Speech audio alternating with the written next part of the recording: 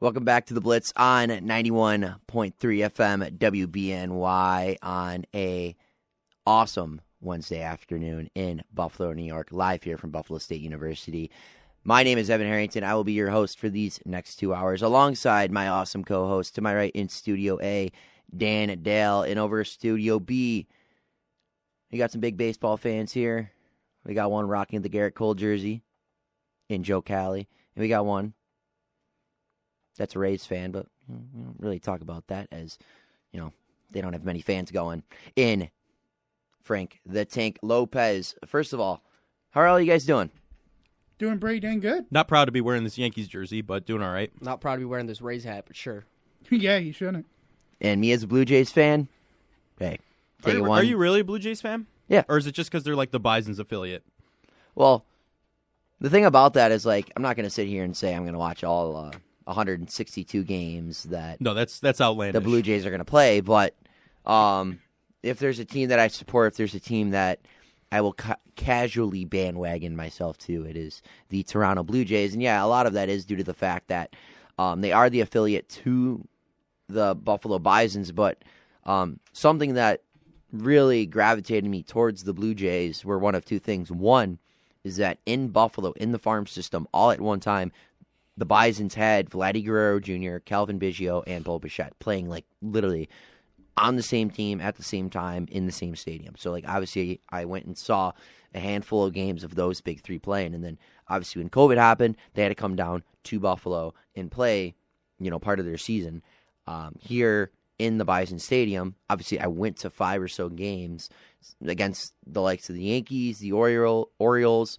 Talk about Texas playing Rangers. the Astros. That was horrible, though. They got killed by them. Yeah, but that got me really into the Blue Jays. And also my uncle got me a Vladdy Guerrero jersey, so I have that too. That's a jersey to have, though. He's fantastic. Yeah, So. it's either him or Bo. Mm-hmm. Yeah, I do want to make a note about the song, though. You played for the intro. Yeah. Stevie Johnson is on the track. Yes. Former Bill. Yes. Crazy stuff right here. Buffalo against the world. We got to get the other ones on there, like the We Da Mafia by Benny the Butcher. Yeah. We should throw Sabre Dance in there, too, for a Sabres opener. We should do all that. You Dan, know, when it's are you making some more opens?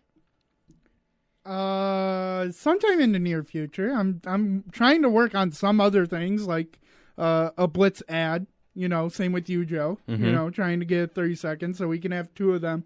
But opens are always, if you guys want something, just send me a list. I'll try to make them. Should we get an open of you walking out? I feel like that'd be a good one. No, I'm making a rage alarm already. Please do not. God! Trust me, that has been in the works for about a good 2-3 weeks, but I've had to delay it because of homework and stuff. So we could have used it to pass 3 shows.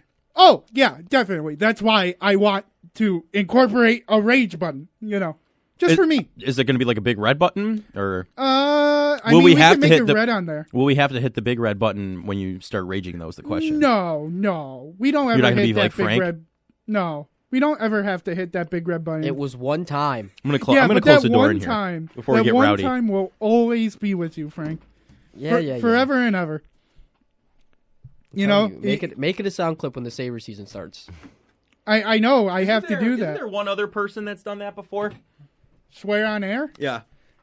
Yeah, I think so. It was when Evan DePasquale was around here with the 2 guys. Way before our time. Yeah, way before us. So in a galaxy far, far away. Yeah. Star Wars reference. Yep.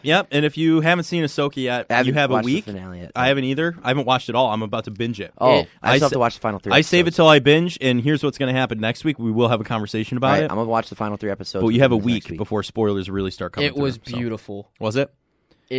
I saw a little one. I'm not going to say a thing. Let me just say one thing for you, and it's not going to spoil it for you.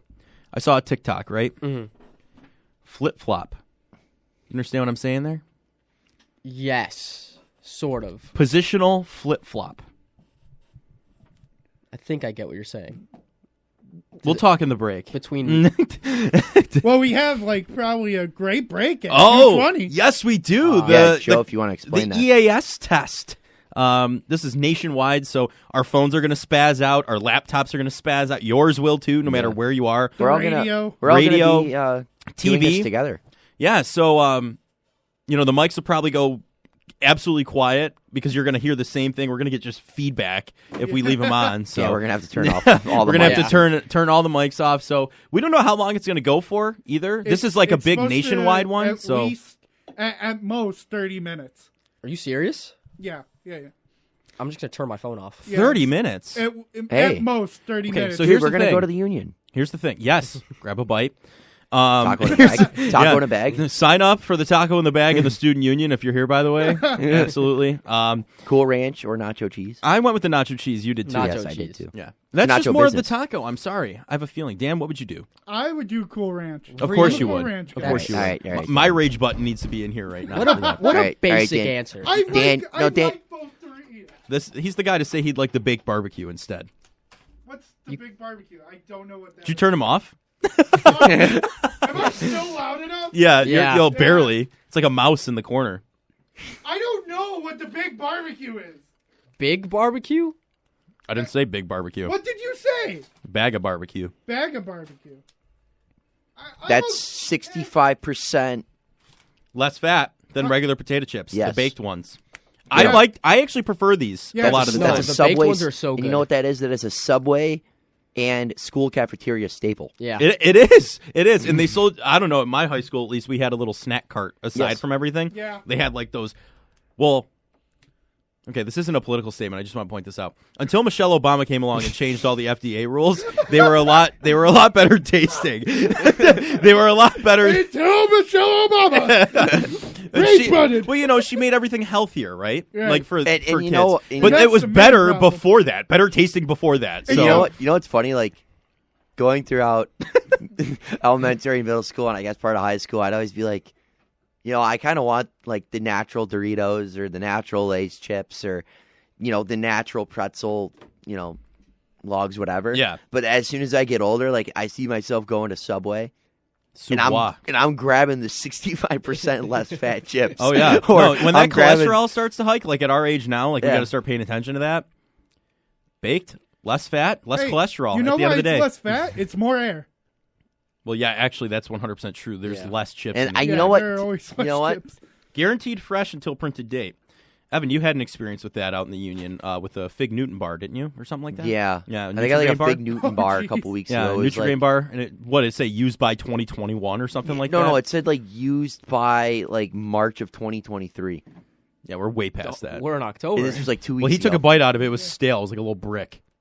And I just kept eating it because you want to know why? What's wrong with you? I had to go to my class. You just mush it up anyway. It's the Well, same thing, right? Because what happened was at my house, now living down near the school, I had Nutri-Grain bars in my room, and I had the box, and I thought I had one more, and I was going to take it to my class, but I just had the box sitting on my dresser. So when I went to get the last one in my box that I thought I had, I didn't have it. So going to school, I wanted to have a Nutri-Grain bar. So I went to the student union, and I went up to the snack cart and bought myself a Nutri-Grain bar. That's also clutch if you're in a pinch, by the way, the PB&Js and all that. Yeah. Yeah. Even though it's grape jelly, I want to huck it against the wall, but I still eat it if I'm too hungry. Yeah, you know? sometimes it's a little cold around the edges and a little, Yeah. whatever. Little- but it's still little gets the job dank. done. Yeah. I actually came here with the peanut butter and jelly today. Did you? Yeah. Dude, I normally throw 2 frozen Uncrustables in my backpack by lunchtime. And dinner time, they're thawed. See, I can't do Uncrustables. Why? I don't know. I like to Why? just do regular, just make it myself. Uncrustables, I can't. It's the same thing. I know. Strawberry or grape? Strawberry. Okay, perfect. Oh, you guys aren't gonna like this answer. Grape? Are you going to say Grape. orange jelly or something? No, Peach grape. jelly? I Something? like grape. Dan, what about you? Oh, I don't like peanut butter and jelly. All right. All Okay. right. Yeah, you're done. You're Alien. done. You're done. Mike's until off. The How alert do you comes. not like the most EAS American alert. thing ever? Yeah. After the EAS alert, that's when you're back.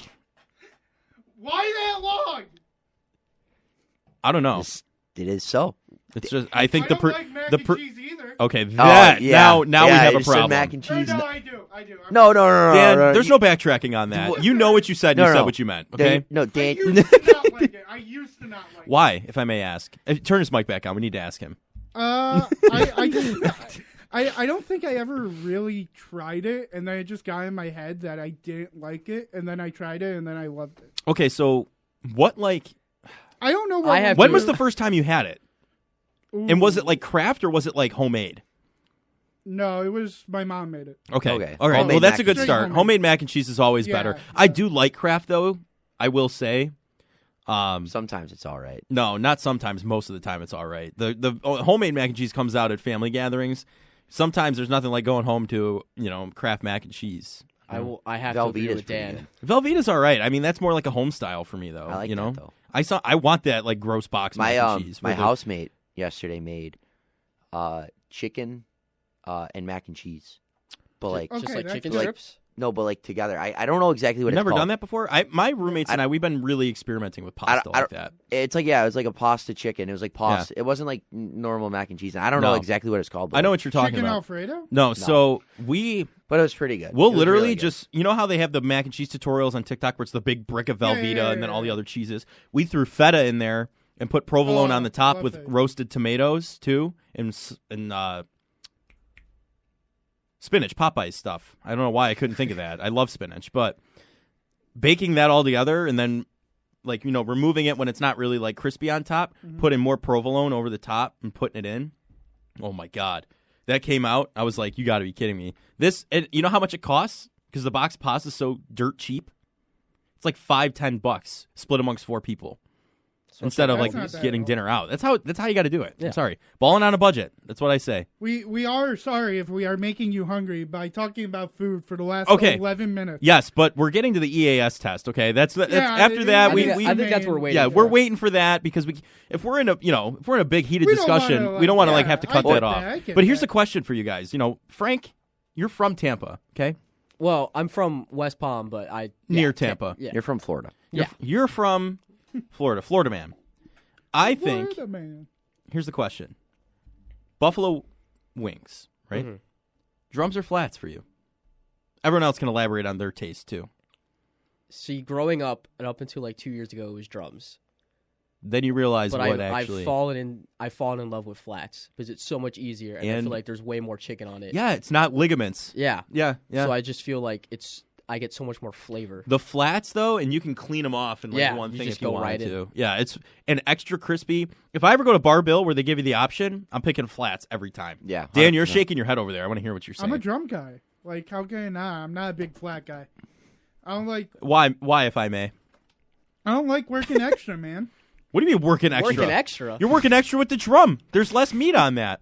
No, there's always more meat on a drum. No, it's like No. it's covered by like the dark meat you don't want to eat though, and like all the tendons and I stuff. feel like when I'm eating a drum, I'm leaving a lot More of yeah, chicken you on the feel like- bone, you yeah. feel like you've missed out You on can't so eat. many You opportunities. can't eat it though. But on a flat, oh, I can I feel clean like that baby. I feel they like I'm- separate by when I'm done with them. I'm cleaning that thing like a tub. I will say when it comes like a tub. Where did that come Yeah. from? when it comes to fried chicken, I'm a drum guy. Okay, that's different though. But That's like Right. wings, it's a flat now. normally fried chicken drums though are bigger than like Yeah. a chicken wing drum, so it's like You get more on. you get there. more. But yeah, I don't know. I think I've always been a flats guy. Are you a charbroiled any special sauce kind of guy, like charbroiled barbecue, or are you No, just regular medium? barbecue or buffalo. Just Really? nothing That's crazy. it? Okay, so you say buffalo. That could be mild, medium, or hot. Which one are you Mild. doing?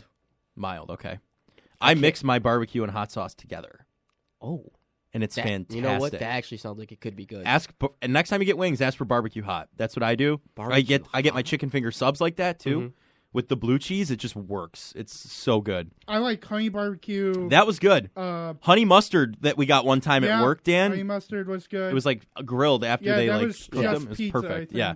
Also, where I got it from. I gotta ask because I've had it twice now, and I think it's kind of overrated the way everyone talks to me about it. So I've gone to Good Bar twice. Oh, you went And- to Good Bar for wings? Anchor No, Bar? no. It was Anchor Bar. Oh no, it was Dwyer. Was it? It was Good Bar or Dwyer's, I wouldn't go to Good Bar. I mean, No. Good Bar's It wasn't wings for aren't wings. that. Oh, but it was for. And then we walked out, and we went to Jim's Steakout. I've had what? it twice now. I got. I'll Like, never I eat- got the stinger. oh, the stinger. Oh, okay. Kind of overrated. I don't know if I was just. At Jim If I Steakout? was very. Yeah. Stickers are man. No, listen. Jim Steakout, I have a vendetta against. St. Patrick's Day Parade in downtown Buffalo 2 years ago. Okay, Oh God. There's a whole story. there is a whole story. I might take this right to the You only have EAS 5 test. minutes, I know. I'm so- taking it right to the test. All right. So, waiting for the bus because we got bus from a bar restaurant in Lewiston. Right. It was like a package instead of driving down there and causing so Yeah, much. you get so the many whole issues. bus package. You get a bus there, bus back at a certain time. So, looking for something to eat for dinner because we got there at like 9 a.m. It's like 5 p.m. now, right? Like it's dinner time. Didn't really eat throughout the day. You're more bouncing around doing whatever. And, Jim Steakout's right there, line out the door. I'm like, you know what? I'm going to go wait in line. I get an Italian sausage sub. I love Italian sausage. I don't know. My family has made that. It's a little kid. It's been something I've liked. So Italian sausage sub. Not too difficult, right? It's mostly frozen 90% of the time. Peppers and onions, lettuce, cheese. I eat that. 3 hours later, I arrive back home. I am then laying in bed watching Seinfeld because it's like 8 p.m., but we've been going all day. Yeah. So it's like, you need a recovery.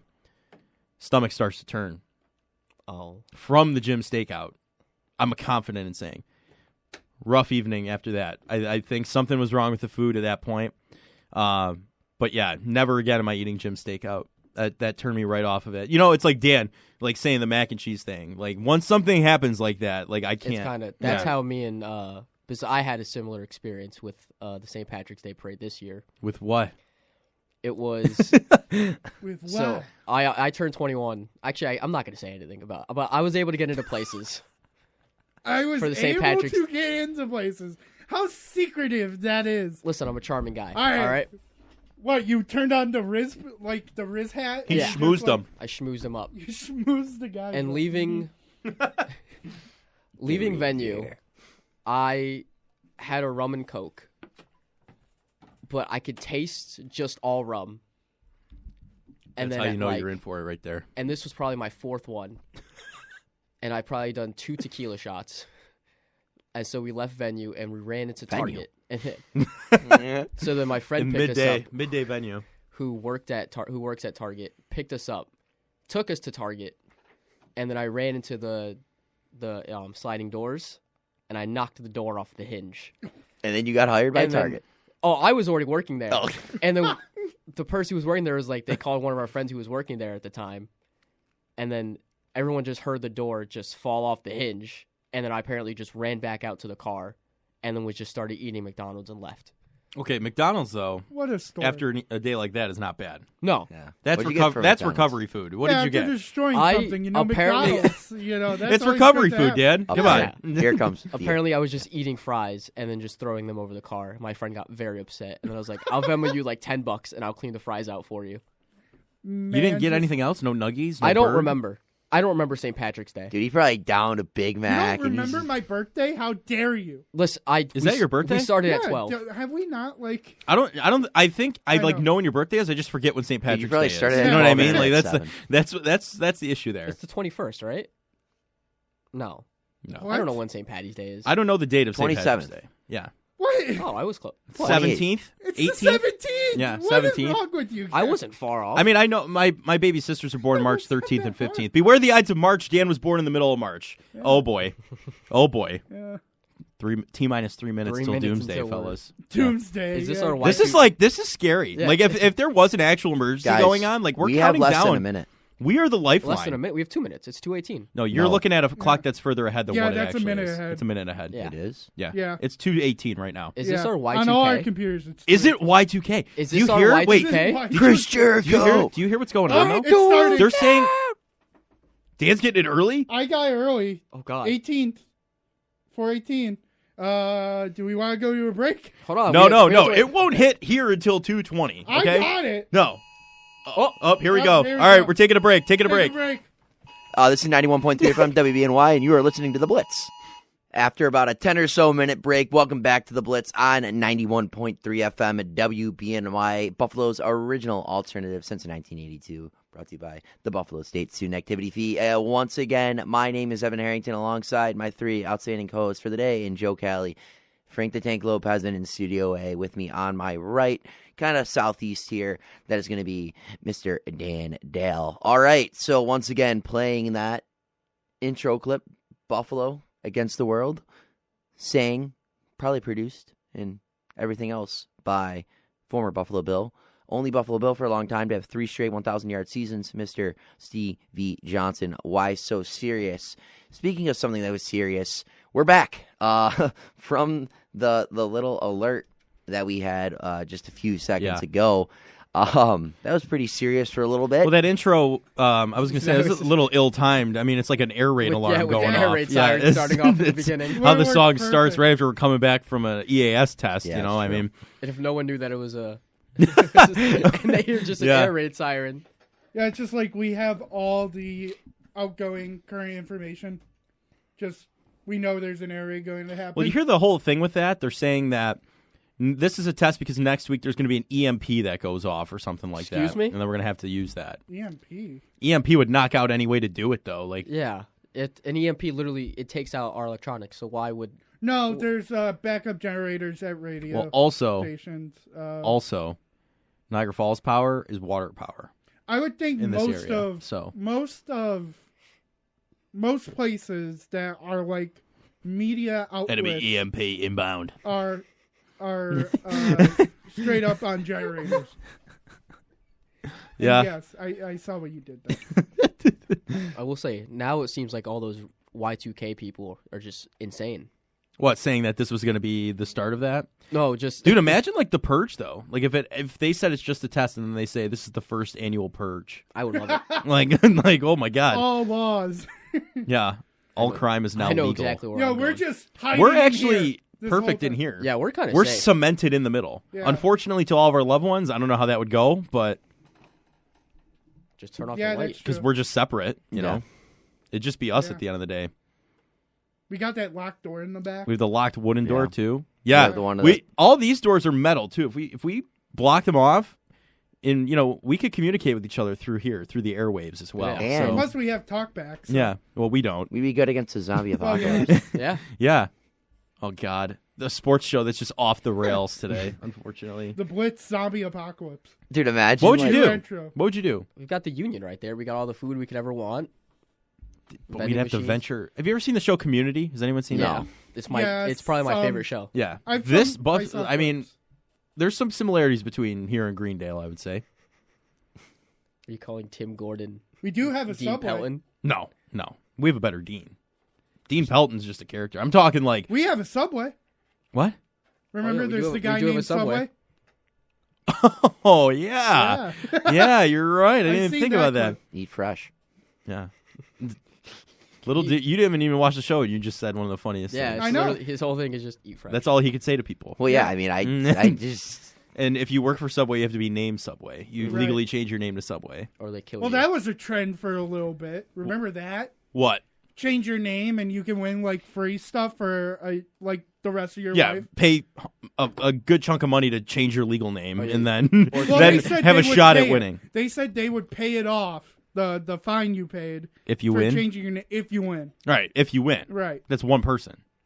right. Well, how many people are you expecting to do it? Though? I mean, maybe Lay's baked barbecue. I could change. are you my just name to. expecting like a kid to be born and they hear about a contest and you're like, that kid's name is Subway? You know, I don't know. I feel like you'd name your kid Subway or something. why would I do that? What gives off the vibe from me that I would do that? Could you say eat fresh? I don't really like What is Subway. this episode? I don't know. I don't Yeah. know. This is if you're gonna be hearing this on podcast form too. Oh, yeah. This is wild. I mean, Just a 10-minute break. 10-minute break right in the middle, and then they're gonna hear us frantically. Oh, we gotta go. It's starting, And then we come back with air raid. Yeah, then we come back with an air raid song. So yeah, I mean, Oh, trust me, they won't hear the 10 minutes. oh, we know that. I'm saying Right. it'll sound like though we're like, oh, we gotta hit break. You know Yeah. what I mean? Come back. And then just like right back in. Oh, we're back with the Mafia song again. We do have to get the other ones in there. I think we should have Saber Dance in there, for sure, especially covering them. Maybe do 8 the days away. Bandits have a song that they run out to? Yeah, they have the Thunderstruck on the bagpipes. Thunderstruck. Oh, that's sick. We can record that. That's not top 40. And Yes.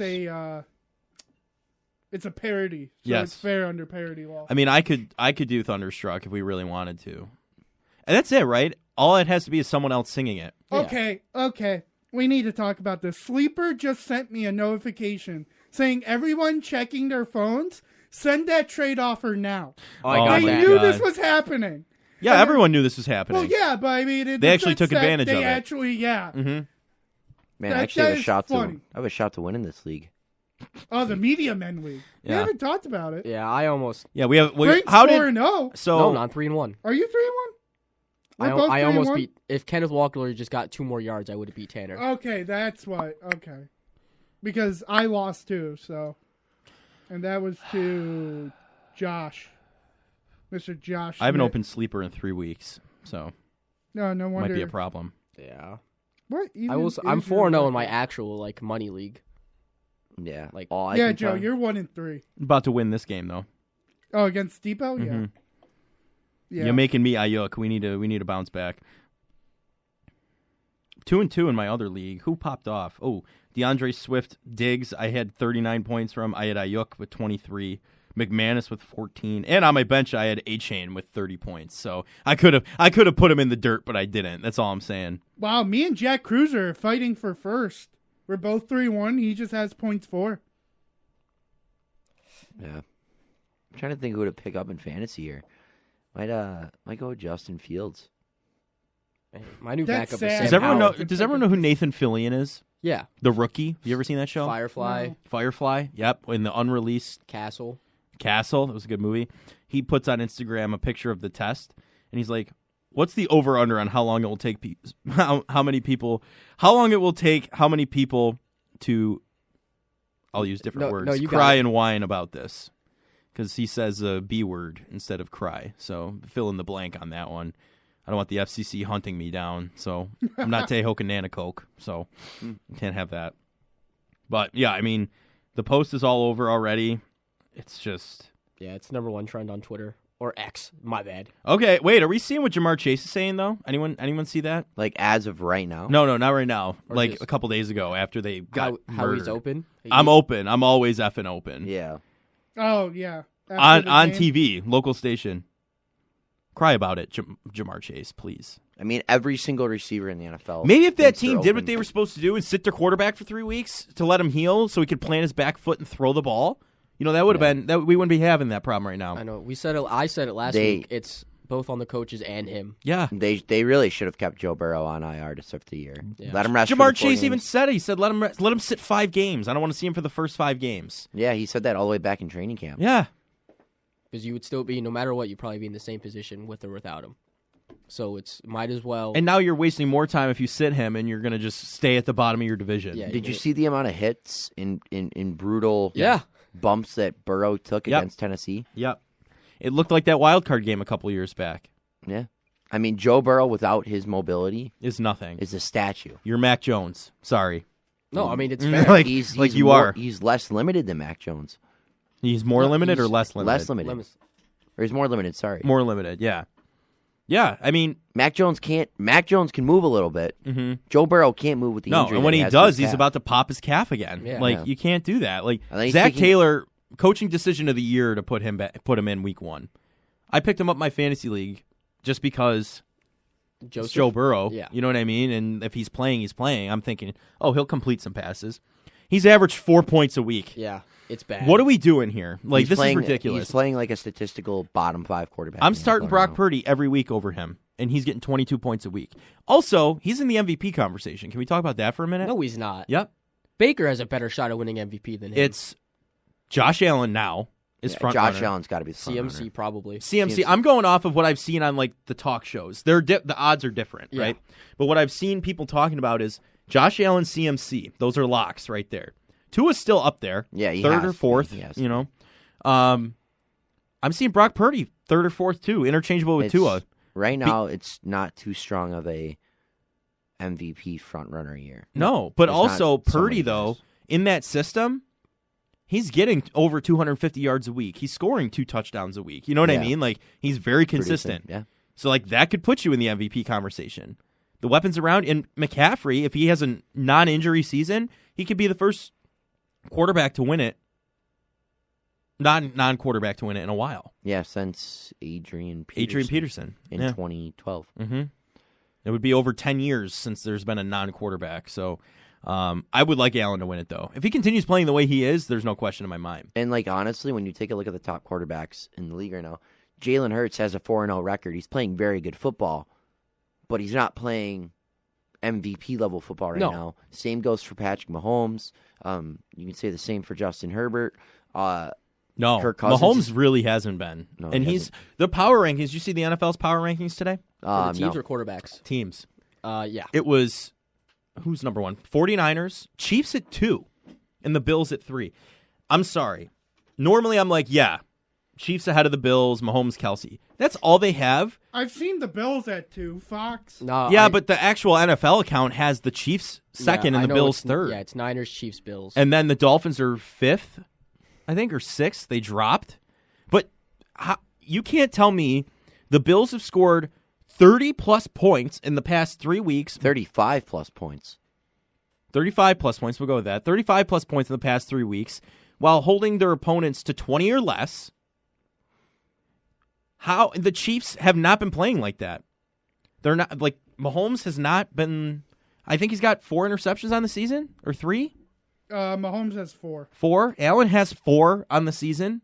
Like that conversation's over with the interception count. yeah. And yeah, I guess they're the Chiefs. You can never count them out. But putting them up against higher than a team that has outdone them for 3 weeks straight and has outshone the AFC competition for 3 weeks straight, it's just, I don't know, that's kind of mind-boggling to me. I'm not normally one to get real frustrated by that. I mean, the NFL, I don't know. It's just the bias towards Mahomes. Even Collinsworth the other night. I don't know how many, like, did you guys watch and listen to that game? What he was No, I talking about, didn't Zach watch Wilson. Mahomes throws that interception. Oh, He's like, not many people can do that like Mahomes. I'm like, what are you talking about? Reed Ferguson commented on it, by the way. He's like, he said something along those lines. He's like, that's 2 hours that I don't have to watch because of him. Yeah. Or something like that. Yeah. I was like, yeah, you're just like the fans. Like, I don't want to even tune into that. I'd rather see an alternate broadcast like the Toy Story one with Booger McFarlane going for that Yeah. game, you know? Like, come on. I didn't watch that. How was I that? did. it was fun. At work, we did not have, those of us there did not have ESPN Plus.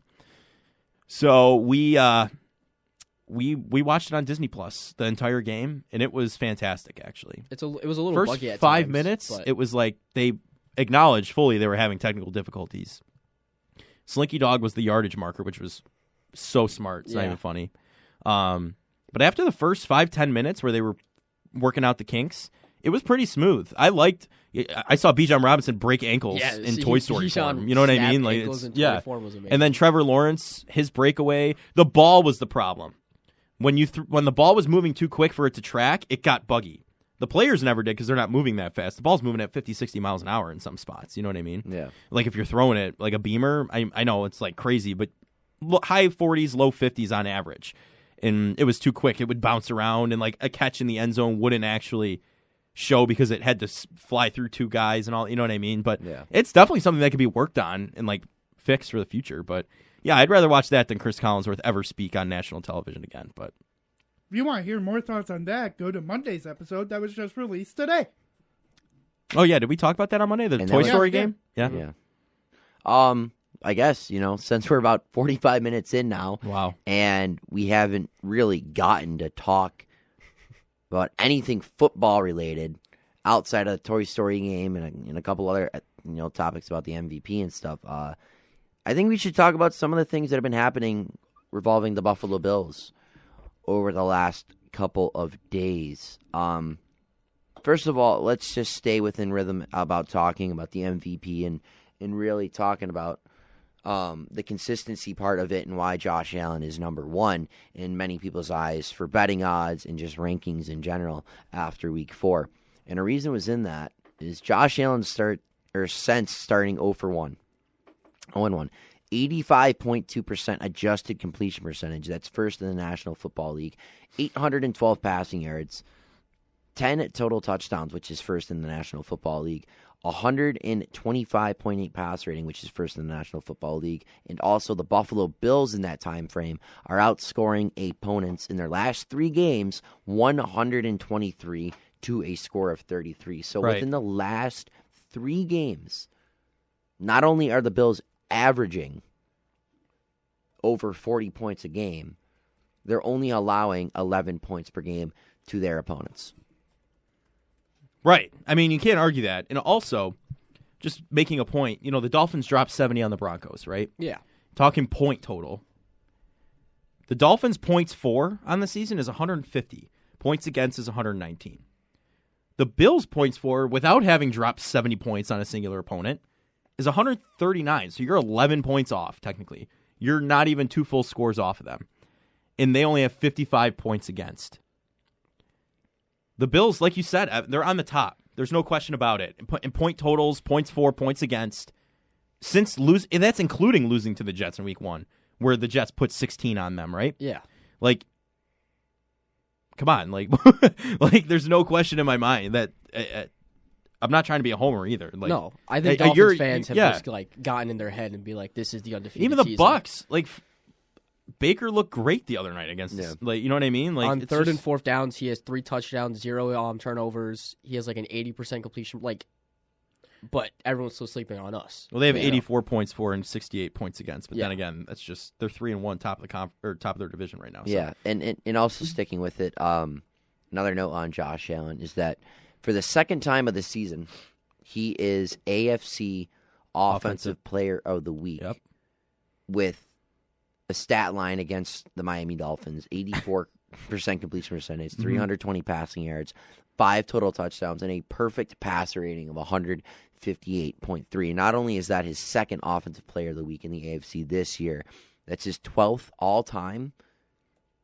and his 5th against the Dolphins. Yeah, and yet people... Or maybe he's 6th, actually. And people still want to say that he's not a top 5 quarterback. It's insane. Dude, I honestly think we are witnessing the greatest individual stretch of performances against one singular opponent in NFL history. Yeah. Really, one of them, if not top 3. Yep. One individual effort consistently over the span that has been going on for against one singular team. I really don't emphasize it enough that how good Josh Allen is against the Miami Dolphins, and he continues to only get better week to week. Yeah. I mean, you mentioned the 158.3. Last time he had a passer rating like that was the perfect playoff game against the Patriots, but it wasn't even that high, 157.6. It's because he ran for another touchdown or something like that. He didn't throw as many yards either, if I'm not mistaken on that. But, I mean, to have a near perfect and then a perfect passer rating within a couple years, and I know Nick Wright makes the point, he's all over it's a roller coaster or whatever. I mean, like you said, look at his stats against the freaking Dolphins. Like, it's just, it's Superman, just like we talked about the other day, the Christopher Reeve Superman, just laser eyes, just melting the Dolphins. It's still like the greatest analogy I've ever heard. Yeah, Evan, were you here on Monday? No. Okay, so Ryan Clark made a perfect analogy regarding Josh Allen and his play.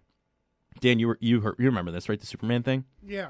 So Ryan Clark is talking about how amazing Josh Allen's played the past 3 weeks and what he did in this game against the Dolphins specifically. You had, the 2 Superman actors, Henry Cavill, right? The new one, just buff. Not the new one, but he was with Ben Affleck, right? And then you had Christopher Reeve, the original one, a little more slender, not as yoked, right? He said Josh Allen didn't put the Henry Cavill cape on where he does everything himself and he's all the muscles. He put the Christopher Reeve cape on where he it's all complimentary football with the rest of the team, and he's still doing his thing as Superman, but it's not the entire he's not doing it all himself. And that was probably, Frank even said, like he just said, one of the best analogies I think I've ever heard regarding a singular player like that. But it's just so original. I don't think I've ever. I don't think I've heard Superman be other than Cam Newton or his cape. The cape. Which actor? I think that's the thing. You know. Yeah.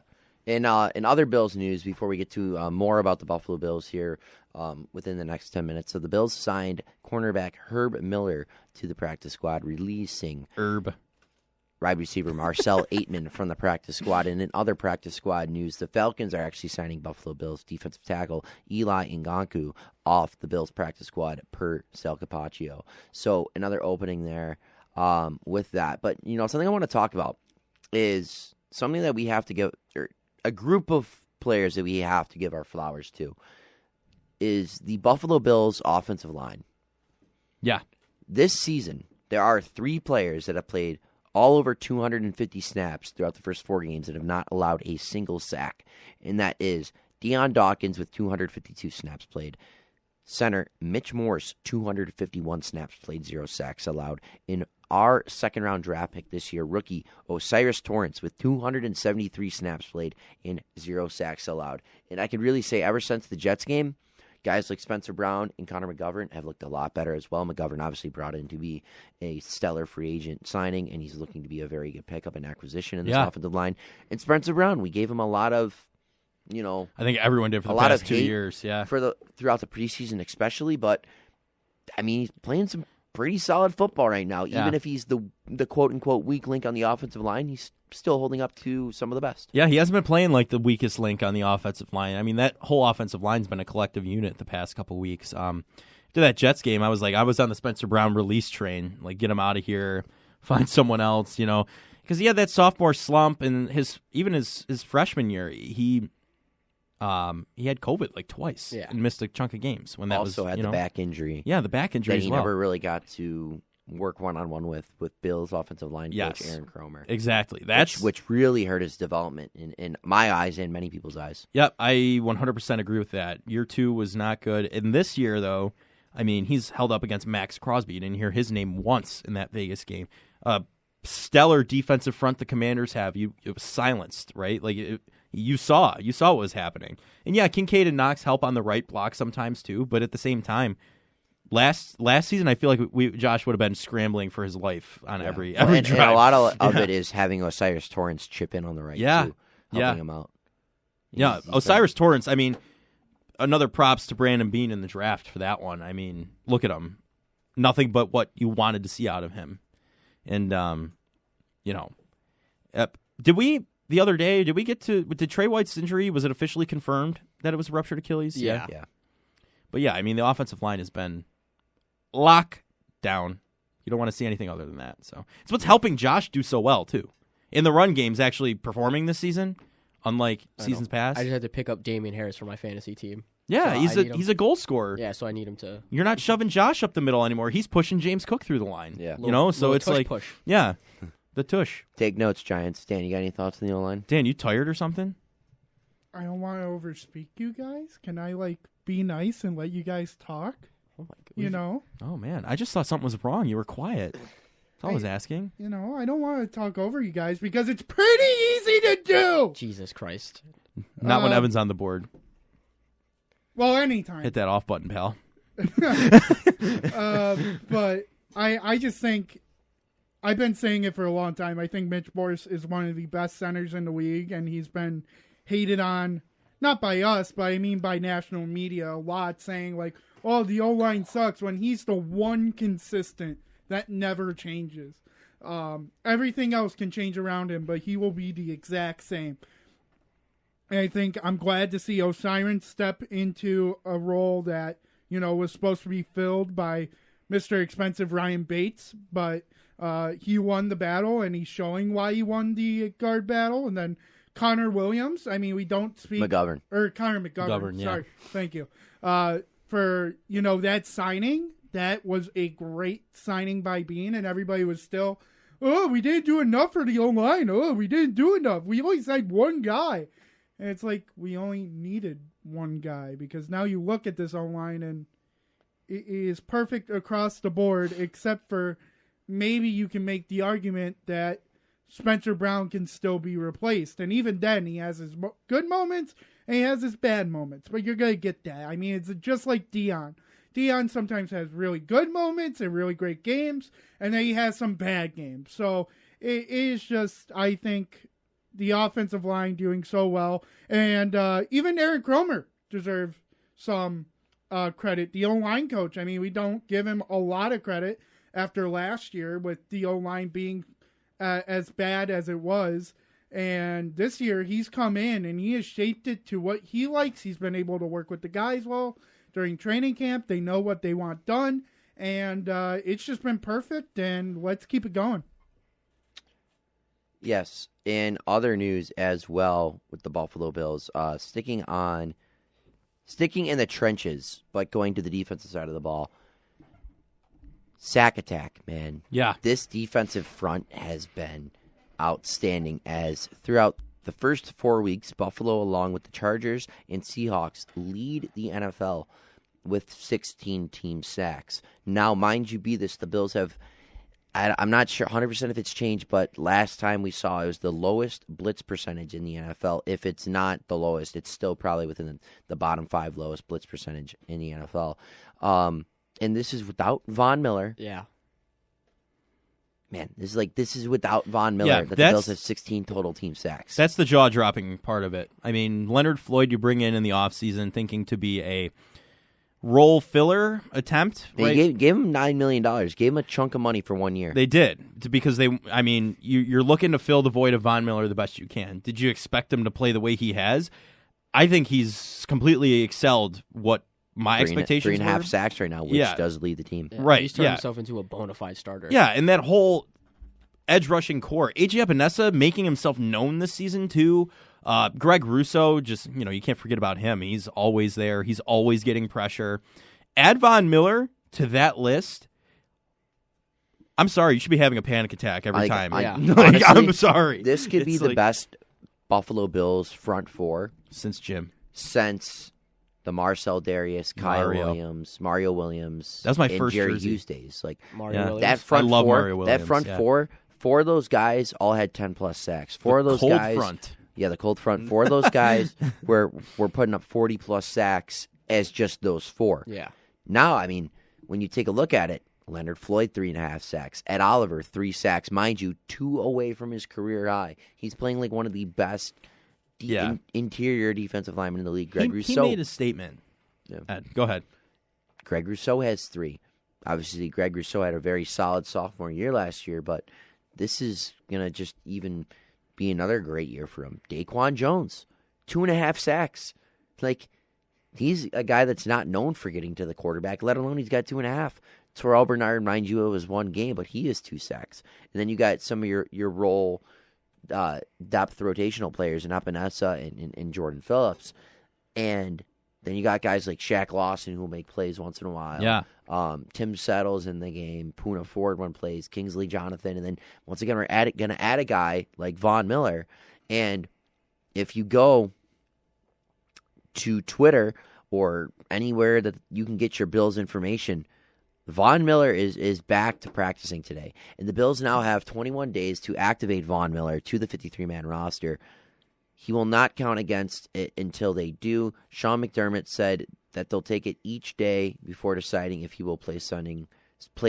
No commitment either way. So that was from Sal Capaccio, that little tweet that I just read off there. But Von Miller's back at practice, and the Bills have 21 days to activate him or not. And, man. Adding Von Miller to that is insane.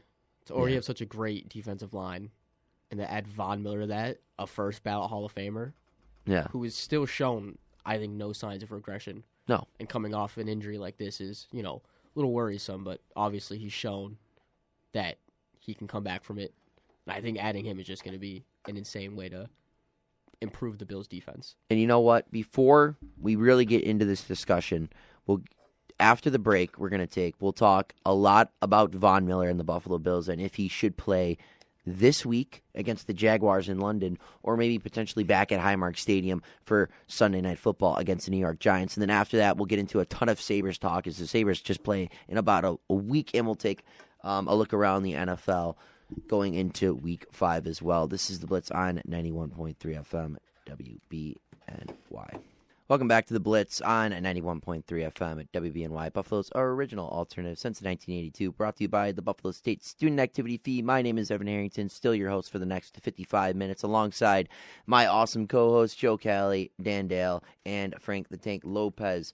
So, before we cut to break just a second ago, we were talking about Mr. Von Miller and how he returned to practice today for the Buffalo Bills and how they have the chance within the 21-day window to activate him to the 53-man roster.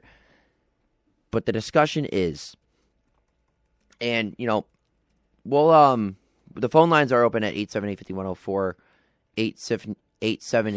878-5104 to call in and actually join this discussion, because I think it's interesting to get a lot of minds on this.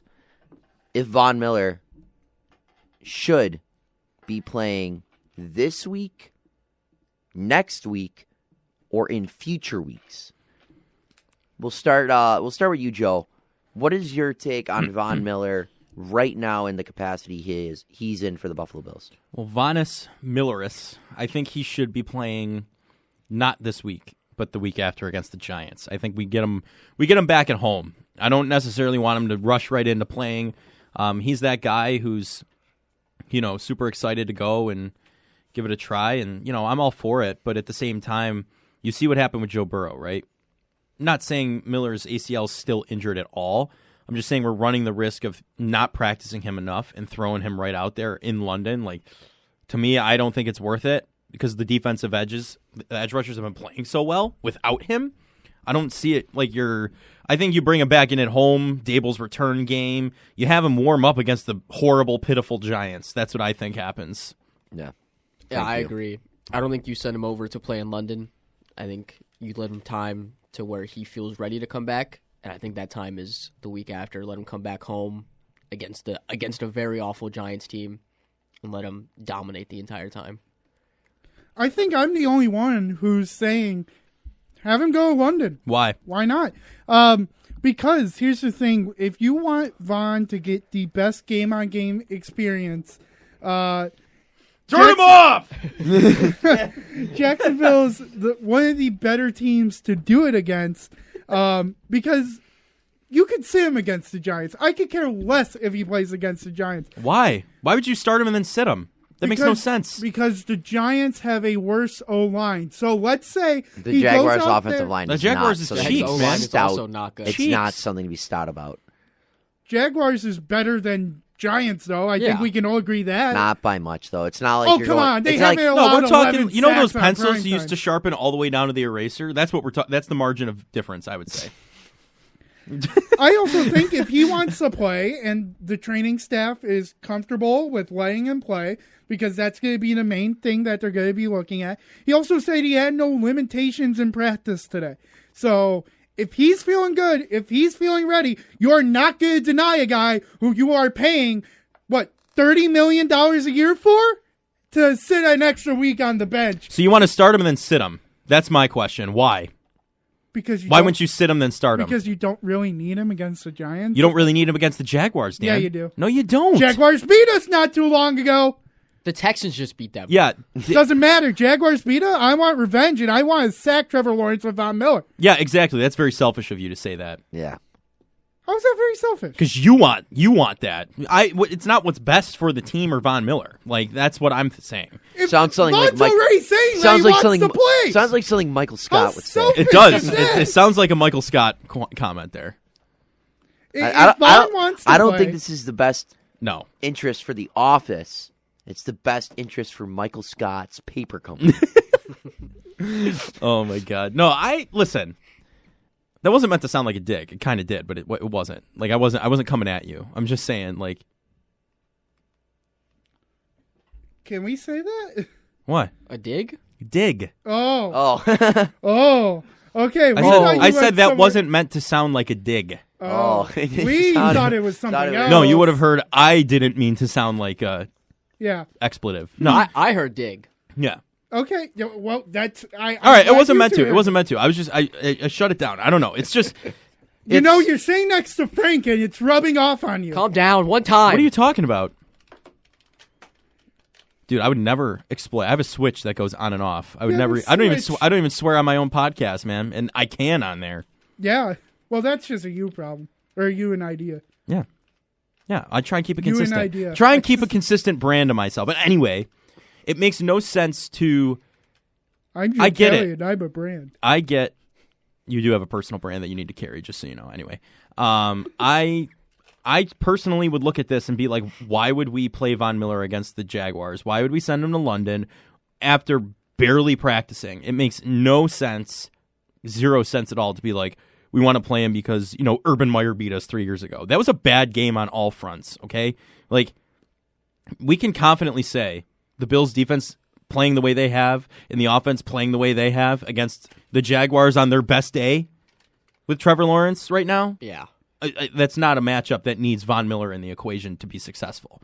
And I would rather save him and then have him play the rest of the season. You don't start him to sit him the next week. You start him for the rest of the season. I'm not saying you're going to sit Von Miller, but in the sense that he doesn't really need to play that much because their O-line is so much worse than the Jaguars. But that's good for him. You build up his confidence coming He up. doesn't need confidence. He's a first ballot Hall of Famer, like you said yourself, Frank. So he doesn't need There's confidence. no need to rush him in and then have something happen because he didn't practice enough, Dan. You can't have him come off not even a He week didn't. off practice. We're talking about practice. Oh, What are you, Ted Lasso? Don't Come pull on. off AI right now. No, that's Ted Lasso. That's Allen Iverson. Well, also both. Yeah, they copied that. But yeah, I mean, it's just like you can't sit here and say I'm hearing myself. I know. I hear the reverb. Yeah, this is throwing me off over here. But I don't get. I do get, but I don't get. I would not play Von Miller right away. You give him a full week of practice at least. It's not going to be a full week of practice. Not even close. Today's Wednesday. He's got Thursday, Friday, Saturday. Not even Saturday. Last do all that traveling. Last time the Bills faced the Jaguars, they only had 2 sacks. I would like to see that. This is a very different. This is a different defensive defense. You're not Leslie Frazier's not covering nickel zone with no pressure the entire time. All right, guys, we have a caller. We have a caller in. Oh boy, who is it? You're smiling. It sounds like someone we know. Yeah, it is someone we know. Former host / guest of the show, Mr. Evan DePasquale. How's it going, Depo? I'm doing good, guys. I've been literally listening to your show since you started, and the whole alert system thing was kind of funny. Yeah, Evan, where were you for that? Where was Mr. DePasquale for the alert system? Driving to the gym. Really? Were you in that? Were you in a mid pump and it just going off? He was driving to the gym. Oh, He's pumping in his car on the way to the gym. But I was listening to this topic, and I was like, I'll give my 2 cents in. Plus, I love your show. I've been like texting you guys, like, hey, I want to be a guest on your show, and haven't heard anything back from you guys. What the hell? Depot, you don't need an invitation. The call line is always open. Well, I don't want to call. I want to come in studio. Well, we can do something special. It technically is always open as well. Yeah, that's true too. We're not blocking you. Unannounced. Just show up. Yeah, dude, just show up. Just tell us. Technically, we all did just kind of show up one day. I did. Dan did. I don't know. I sat next to Dan in astronomy class, and then there was like a year gap, and then I showed up. No, there was like a 4-month gap. And Frank showed up. I had that just really weird, awkward Yeah. meeting. Yeah. Frank showed up in some random room in Bulgar. Yeah. It was like in the back corner room of Bulgar. But yeah, Evan, your thoughts here on the Von Miller situation, on whether you think he should play or not this week or the following. So I somewhat agree with you, Dan, but here's my thinking. If you play him, you don't ramp his snap count up to pre-ACL injury. What you do is you kind of just let him, I think, kind of just warm him up almost, get him into some game action, and maybe 30% of the snaps he plays, maybe less than that, and then you can start having him just start to grow and grow until you feel like, all right, he's ready. Let's put him in 100%. I mean, they're very careful about think about Tre'Davious White. It was a whole year before he came back from the ACL, and that was I literally, when Josh Allen had that touchdown run after the White injury, I was like, I can't even celebrate because all I kept thinking about was we lost Trey White for the rest of the season. Oh no, I don't think you celebrate it, but you can celebrate a win.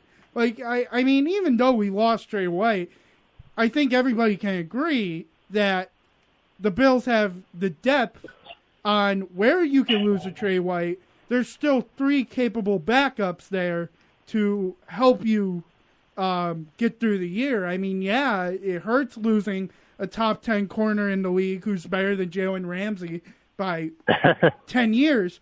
But, I mean, Benford has stepped up exponentially. I mean, who expected a 6th-round pick to be the corner 2? Dane he barely lost the quarterback battle and he looked very good this past week, by the way. I mean, he had the one pass deflection against Tyreek Hill in the end zone, which was huge. I mean, that could have shifted momentum. And now you have Elam coming up, and McDermott has said it's not because he's wanted to be inactive or wanted to be put on the inactive list and be a healthy scratch. It's just more they have too many good guys to put him on. So now they get the chance to, and he's still a first-round talent. So you're hoping that whatever this healthy scratch era in his history is, it's going to prove it to him to be better, to do better. Because some players need that. We did that with Tyrod Taylor. That's why Nathan Peterman went into the Chargers game and threw 5 picks. And then they put in Taylor, and Taylor has his best half of the year. And I think some players just need a punch of reality. And I hope this. What kind of punch? Fruit punch? Hawaiian punch? Knuckle sandwich. I was kind of thinking along those lines. But I just think, Von ramping up is good. And then I think even though losing Trey White, we're going to be fine. We're going to be fine. Yeah, I think we'll be fine too. I think it's just more so heartbreaking because this guy fought so bad coming back from an ACL injury, and it just broke my heart because he's my favorite Bill. I love him. He's hilarious. He's super funny. But yeah, I get where you're coming from. I just think that, and also this has been one of the top defensive lines without Von Miller, so you don't really need to rush him back. If he's ready to play, I would say play him, but just don't think he never had an injury in the first place. So just kind of slowly bring him back, and then you work into you start ramping him back up because 3 practices is not going to be enough to be ready for a game. Right. You don't want to hard launch it like they did Taylor Swift into the NFL media. That's what you want to try to avoid there. No, I agree with you. I mean, if he plays this week, I would be okay with what you're saying. But truthfully, I mean, I would rather just see him get a week and a half of practice and then play a game. Yeah, and against a horrible Giants team, that'll be a warm up in itself. You know what I mean? Yeah, right. I'll give him my stance on it. And Evan, I actually want to ask you a question while we'll have you on here, but we'll get to that after I make this quick point about the whole Von Miller ACL situation. So, Evan, I want to thank you for bringing up the whole Trey White situation because this is going to help me out through the talking point here. Obviously, the Bills had Tre'Davious White, the injury that he had 2 years ago, suffered, came back, battled hard for almost really, it felt like a year and a half, comes back, and then this season he was looking very good, but then he has that type of injury. And obviously that injury can happen at any point in time. But if you're the Buffalo Bills and you see arguably your best defensive player, I say arguably because there's a lot of studs on this team, and all-pro Trey White's been phenomenal for the time he's been here, go down like that, and you lose him, right? You lose Trey White for the entire season. Who knows what type of player he is when he comes back the following year. Von Miller, you invested so much money into this guy, so much time, so much effort. He's a leader on this team on and off the field, right? You have a chance to get him back, right? You have a chance to get him back just shy of a year from his injury on Thanksgiving. The last thing you want to do is rush it, right? The last thing you want to do is rush it. Now, I will say this. Von Miller has looked like he's been ready to go from some sort of a faraway distance looking I've had through social media and at practices, training camp-wise, of on the sideline working out. He's looked like he is more than capable of playing. But he even said that he thought he could be ready week 1, but he was like the Bills wanted to protect him from himself. And that's the thing. Von Miller's been on the PUP list for the last 4 weeks now, so we don't really know how Von's been from week 1 to week 4. He could been ready since week 2 or 3, but at the same time, it's you want to practicing in games are a lot different. Do you want to just rush Von right in there? And the thing is, I don't want to rush Von on an overseas schedule, right? Von is. Correct me. I don't know if Von's actually ever played an overseas game. He may have. He may have not. I'm not. Probably with Denver. He may have. But if he's played 1, if 2, it's not many. Von has a certain schedule, I'm sure, that he has for home games that he warms up with, gets ready for the week, gets into game shape, this, that, and the third. Right. I'd rather him go on that schedule than forcing him within the overseas schedule that he'll have to partake in. But if the Bills do, and Vaughn do decide that he is good enough to play overseas against the Jaguars this Sunday at 9:30 in the morning, then... Well, 9:30 Eastern time. Well, everyone here is listening Eastern time. That's why I said 9:30. But the thing would be is Vaughn's going to play on a very limited snap count. Now, I'm saying like a couple first downs, maybe throw him on key third downs, but that's about it. I'm not putting Vaughn out there first, second, and third down. I'm not keeping him out there 6 plays in a row on a series. Vaughn, you're lucky even to play 3 or 4 snaps on a series. It's got to keep it under 20 snaps. You have to really limit him.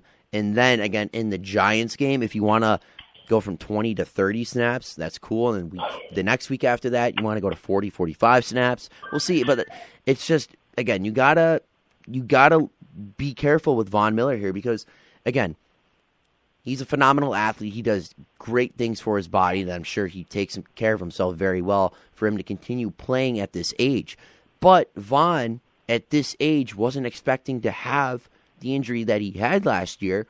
So you add that with another year at his age, 34 years old, you got to be very cautious with the way you're, playing a 34-year-old off the injury and surgery that he had. Obviously, still a phenomenal athlete, takes care of his body. I'm sure he's going to be great when he gets back on the field. But it's just one of those things. You got to be a little bit careful about it. But nonetheless, I'd rather see Vaughn play against the Giants than the Jags. It's just me. But Evan, since we got you here, I don't know why I want to ask you this. Evan, what are your thoughts on the NFL just absolutely hitting us in the face left and right with Taylor Swift? I have no comment because I am talking to a girl who is a huge Taylor Swift fan. Evan, come on, man. Evan, come on. Evan, you're with the boys, man. You're with the boys. Is she listening right now? No, but then you're fine. Yeah, then you're fine. Like, where are we? Come on. I mean, okay, Evan, I'll say this. So some of us on the Blitz have girlfriends and don't have girlfriends. But I can say right now, if you have a girlfriend, if any sort of kind, most girls like Taylor Swift. Oh, trust me, this girl is you don't understand. No, but I will say that stupid Siri on my Apple Watch. I think that they're trying. She's such a hot topic right now.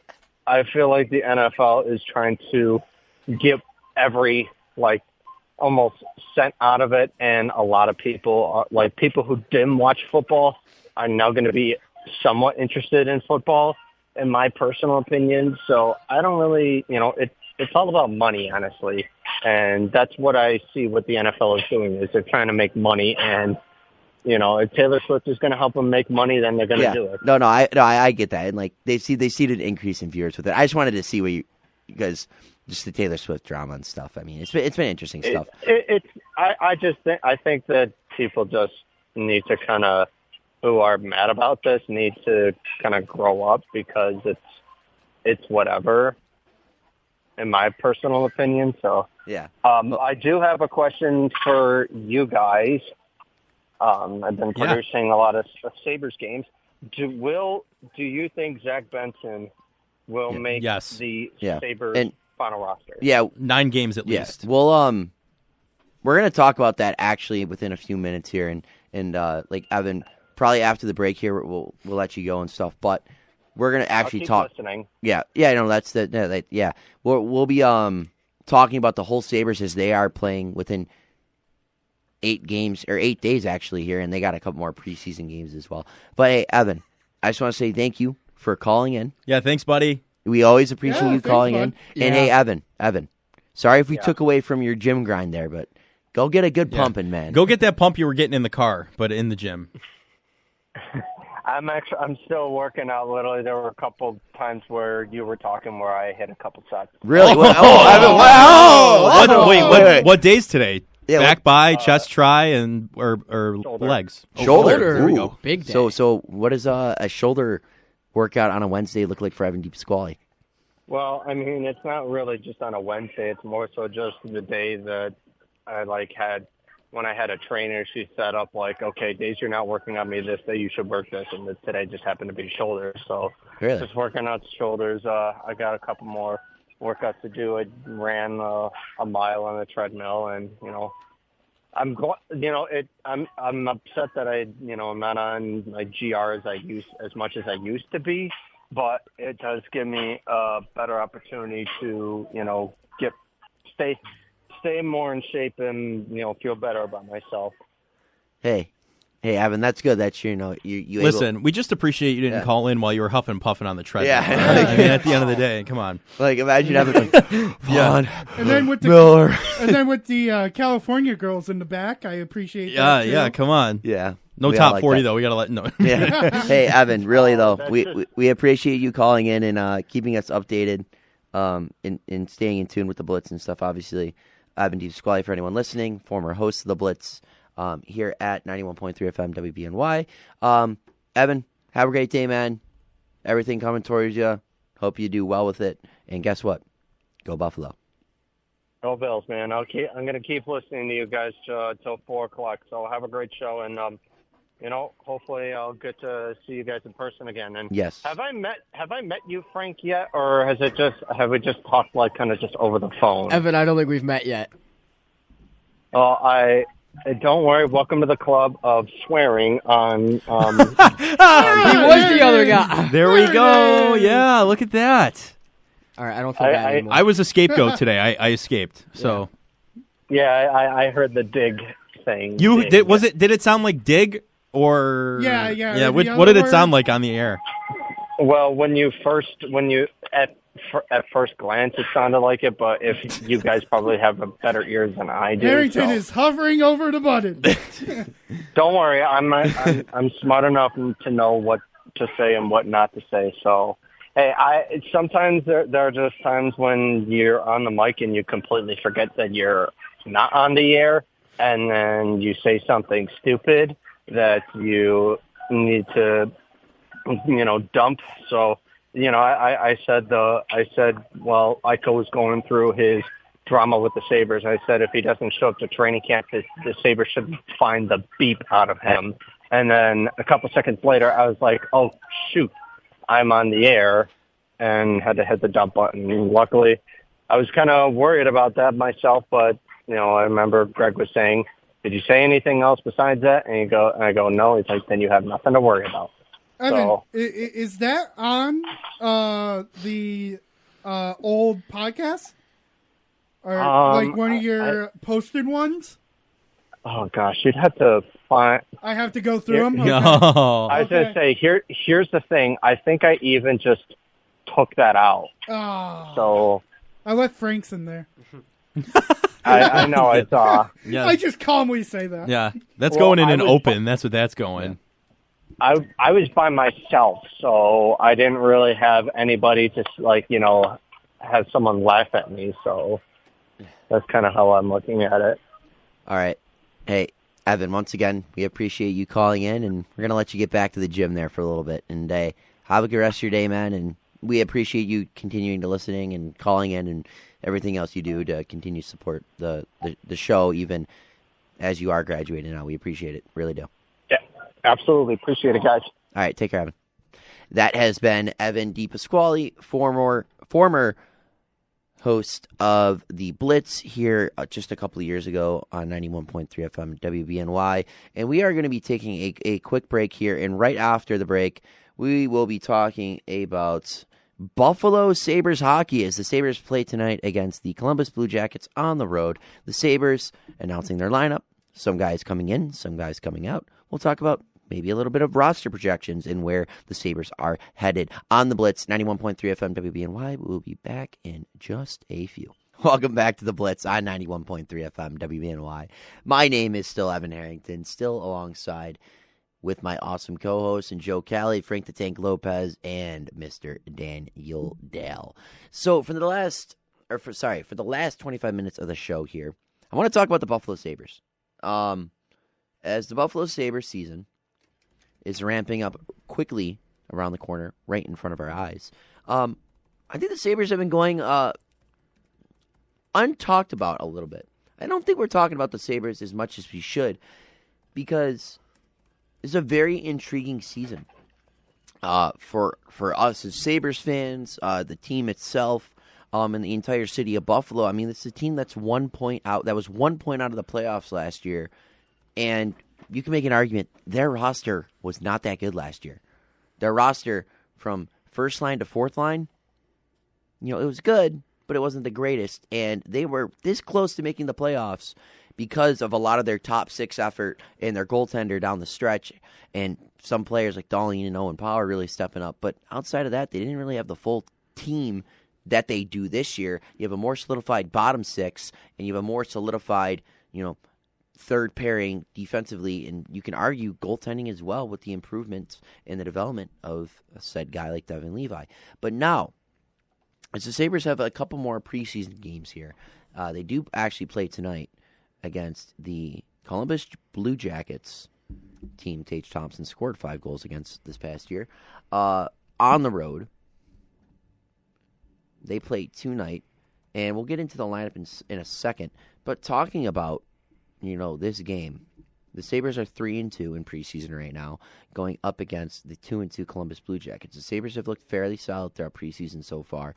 But one player I want to talk about before we get into the lineup of things is Zach Benson. Evan DiPasquale, before we let him go off the phone line, was talking about if Zach Benson should make the Buffalo Sabres roster or not. And that's a legitimate discussion, because I could think before preseason started, a lot of people are like, maybe send him back down to juniors and see how that's going to go, and not commit to him right away at the NHL level. But with the way this guy's been playing, 4 points in 4 games, he's got 2 goals and 2 assists. He looks like a pretty solid player on the first-line power play when given the opportunity. He looks good. Yeah, he does. He looks like he's ready to play. Yeah, I think he'll get 9 games at least. We're going to see what happens there. But yeah, I mean, he's been showing out in the preseason, the Sabres' first draft pick. And it'd be great to see him get playing time right away, and on a team that's already a younger core of guys, so he wouldn't be standing out too much, age-wise. And I think there's no experience like the real thing, so I'm all for it. I mean, Frank, as an outsider looking in from the Florida Panthers side of things, what do you think of Zach Benson? I haven't heard much of him. No? I'll be very honest. I haven't really been keeping track of the Sabres. I know they've looked fine during the preseason. Mm-hmm. So, my volume's up. But, sorry. Watching baseball? The stream's been killing me. But no, I mean, for all the young players that they have, this is a very talented squad. I don't see why adding another young player to a third or fourth line, especially heading into an early season, won't help. Dan, what do you think? Yeah, I'm interested to hear your Sabres take today. I You get 3 of them a week. Honestly, I think he should. He's been looking really good.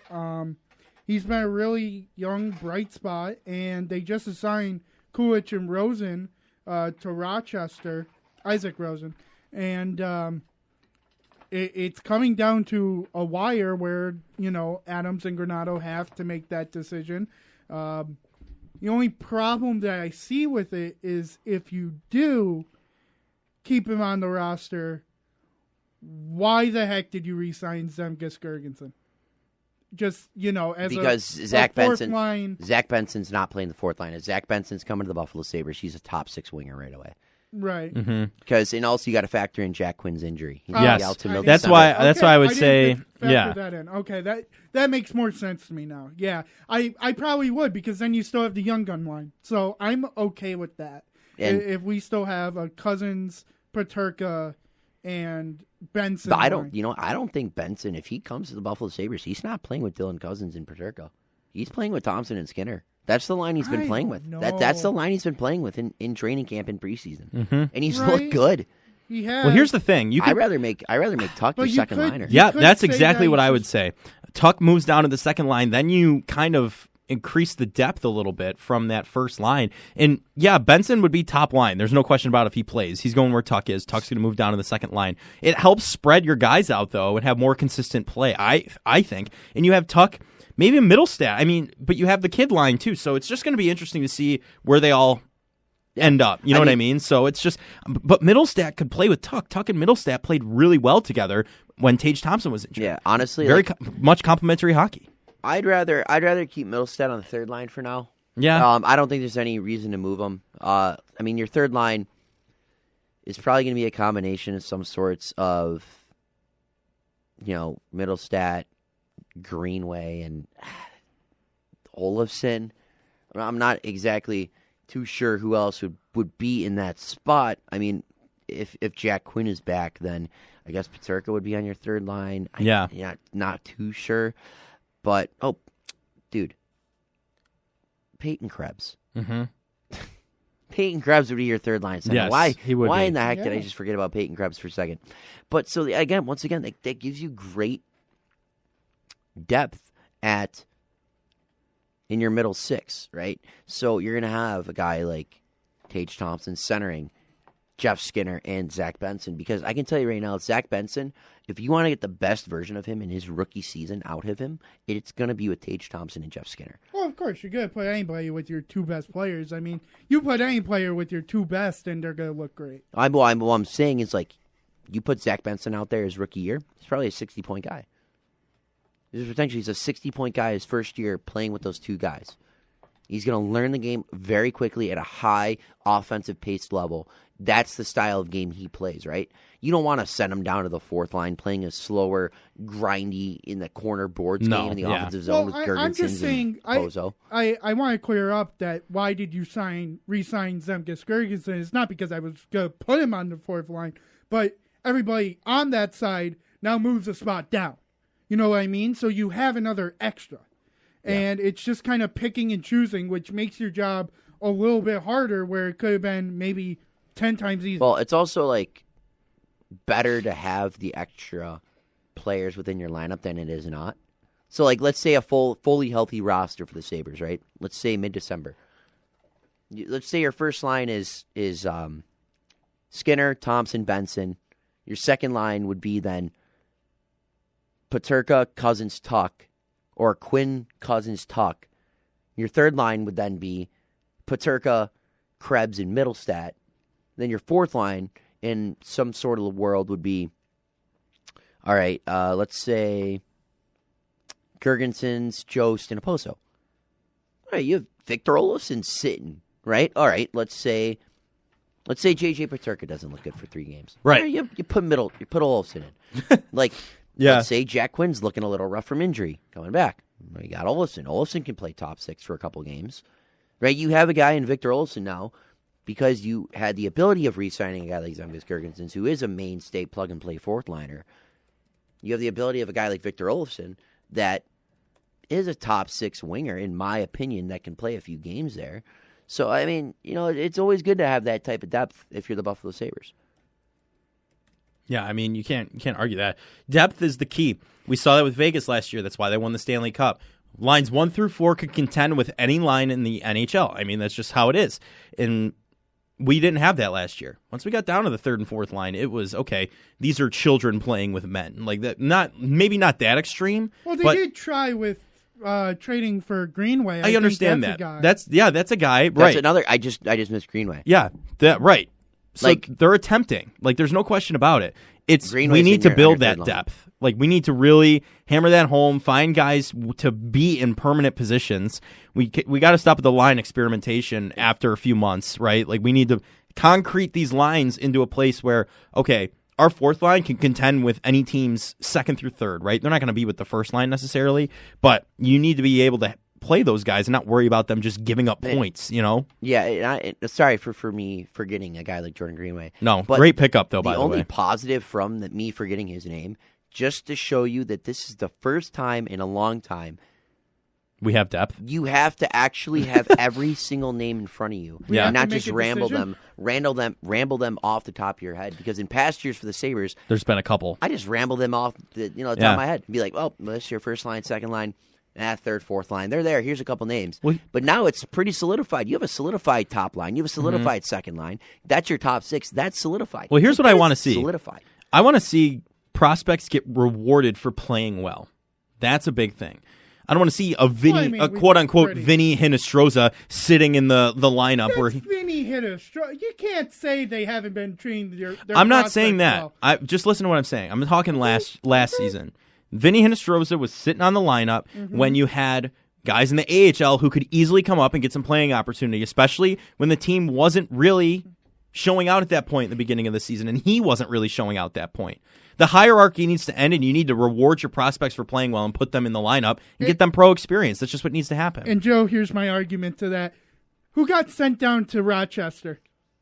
Hinostroza did, right? Yeah. So, Eventually. I'm talking right away. We can't let him sit on the Joe, line and Joe, do nothing for weeks. Joe, this is the reason they kept Hinostroza up so long.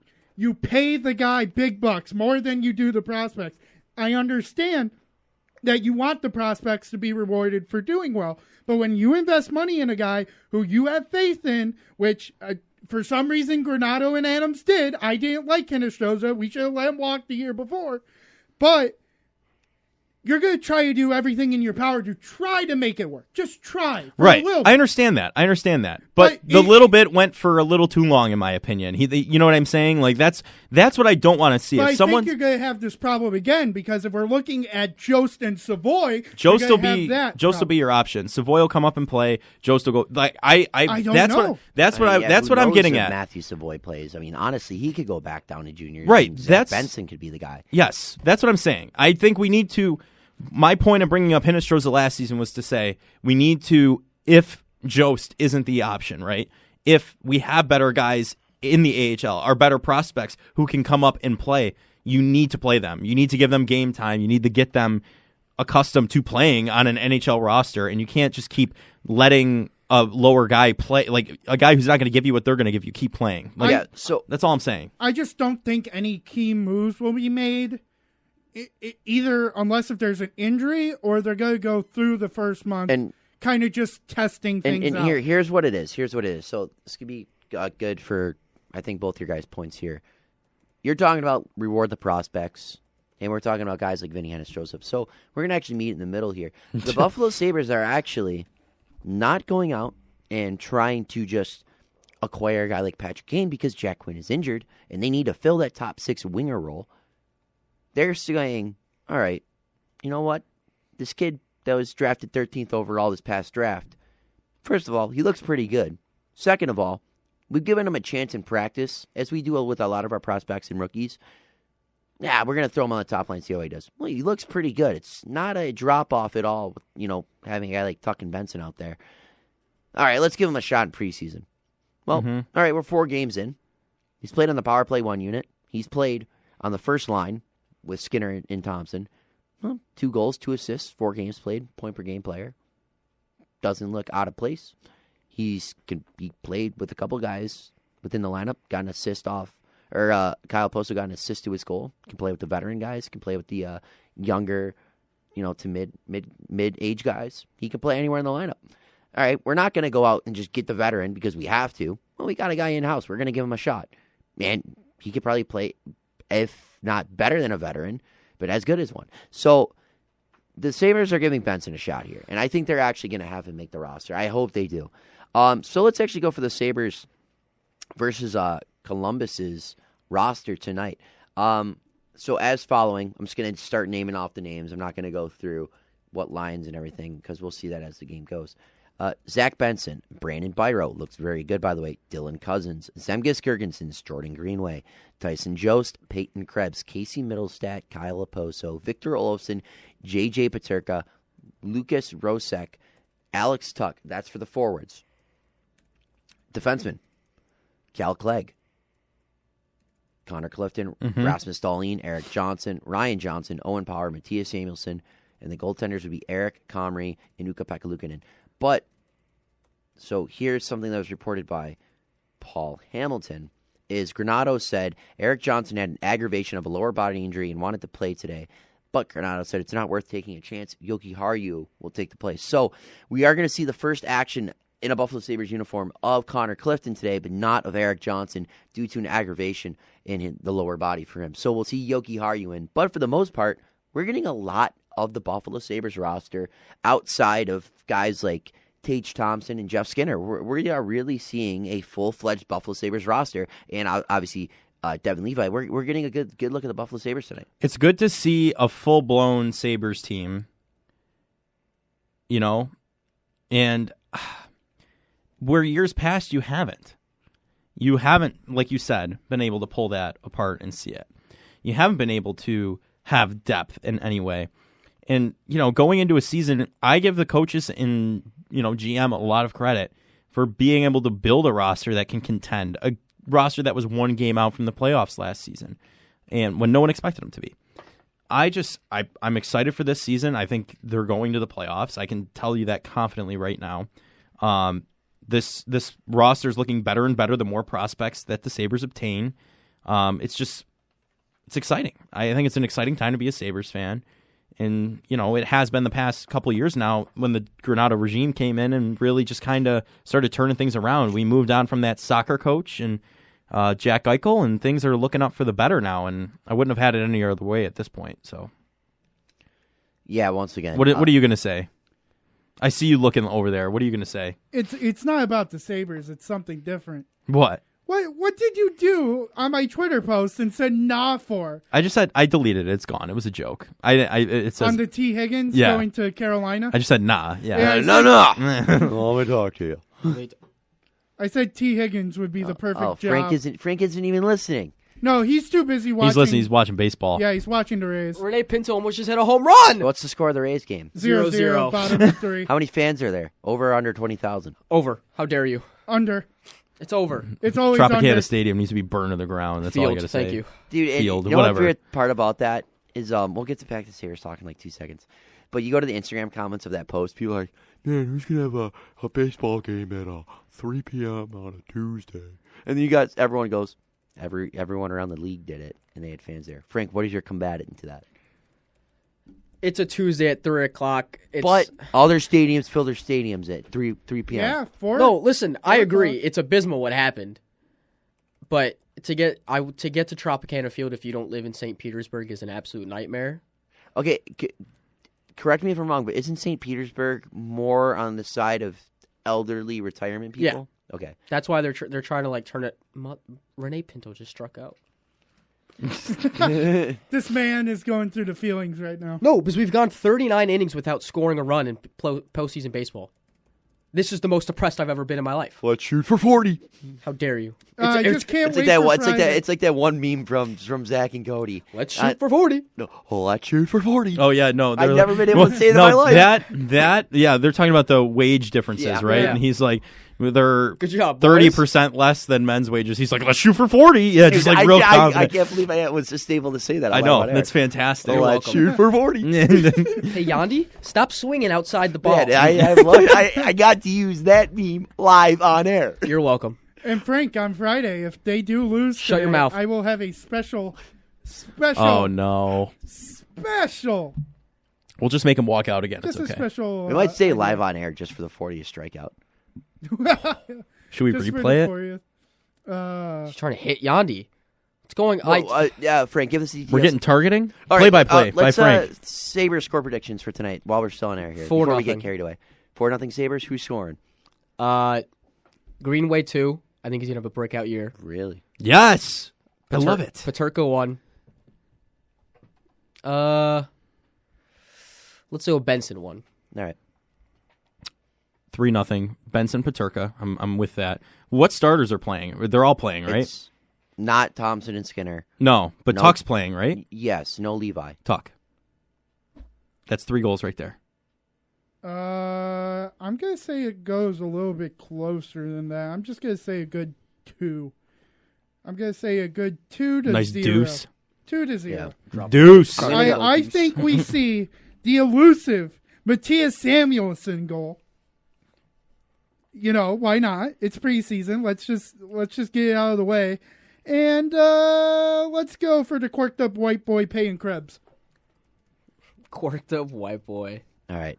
I'm going to go Sabres are actually going to win this one 3-2. We have Comrie and Luukkonen in, so some sort of combination of both those guys will be playing. While we actually are talking about that, who is going to win the Sabres backup goalie job compared to Luukkonen. I'm not and speaking Comrie. on Luukkonen. I mean, we were talking. Yeah, Joe does not like Luukkonen Whoa, right now. we can't say it out loud. Let's keep it in house. And Mr. Tanner Saunders would be very disapproved. Yeah, Long yeah. story short, He's Luukkonen hurt. hasn't played a game yet. No, Has and he I not? Comrie's played. I don't think he should expect to play a game. I think I wouldn't be holding out Yeah, hopes put if I your were him. Personal Played a game. grudges aside. Like Luukkonen I right thought he now. played a game. No, I don't. According to FoxSports.com, Luukkonen has not Yeah. played a game.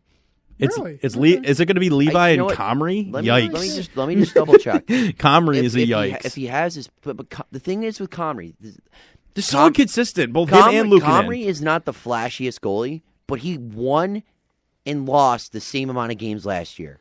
Yeah, you don't went want a 8-8. 500 goalie. Yes, but as a backup, I Yeah. want a 500 goalie. I guess, yeah. Yeah, not as a starter. That was horrific. No, I want my January. But like at the player same of the time, month. Comrie looked pretty decent before coming to Buffalo. He also looks better than Luukkonen most of the time. Nah, arguable.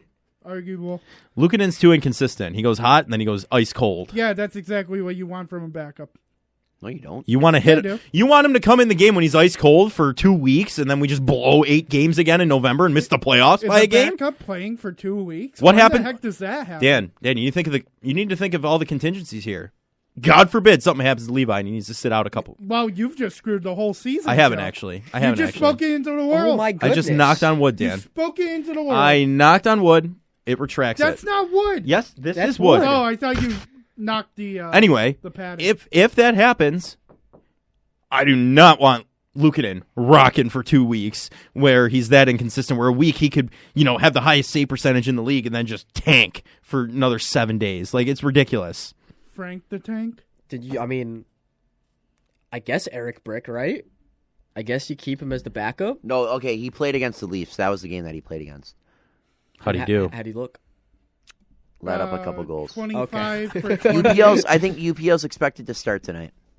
Oh, Okay. never mind. I changed my score prediction to 8-4 Sabres lose. So Wow. But at the same time, like I wouldn't be surprised. Tanner Saunders would call. I wouldn't be in. surprised. I I'm know. telling you right now. I wouldn't be surprised if the Sabres either sent Luukkonen down to Rochester or started with 3 goalies as That's Luukkonen gonna is say. the I third. thought you they're going to said start. Luukkonen I down. think they stick with 3 and Luukkonen's the third option.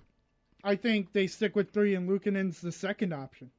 We'll have to see. I think it goes Levi, Hey, Comrie, how many Luke. strikeouts we got there, Frank?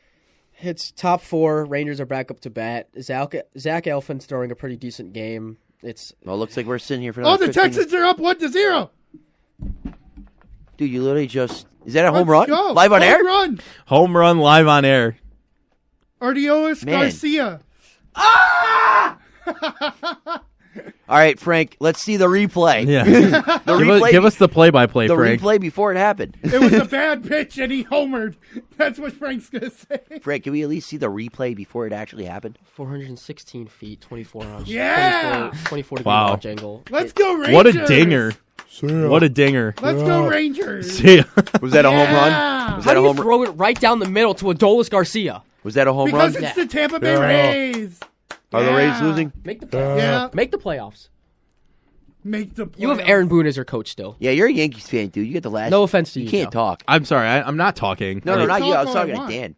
Dan. None of this is directed at you. You're fine, Joe. Dan, you can't talk. You're a I can losing. talk all the time. You're a losing Yankees fan. You're going to lose to the Minnesota He, Twins. he likes to talk bad about the Sabres, too, all the time. Yeah. So No, What's new? the Yankees out of the playoffs. we got to get him to walk out before the show ends in 30 seconds. We got 7 seconds. Come All on, right. Not Dan. even my bad voice. This is just me yelling so I get picked up. All right. I think that's going to do it Yeah. for another installment of the Buffalo Blitz here on 91.3 FM, WBNY, Buffalo's original alternative station since 1982, brought to you by the Buffalo State Student Activity Fee. We'll shout out socials here. We're going a little over our time limit, but that is fine. Joe, go. You can find me on Twitter or X at the Buffalonian and on Instagram at Dan Dale's a Sabres negative guy at Joe Cali. Frank. Yeah, that's what you lead off with? You can find me on X at Frank561Lopez or on Instagram at FrankLopez_561. Send him your condolences about being a Rays fan. Dan, go. You can find me on X at _D capital WNY, where I will be providing all positive things that are getting closer to the Rays being eliminated. All right. Dan, that might be like the first positive thing you said about baseball in the last 25 minutes. But nonetheless, my name is Evan Harrington, and you can find me on X at EvanH716 and on Instagram at EvanHarrington_63.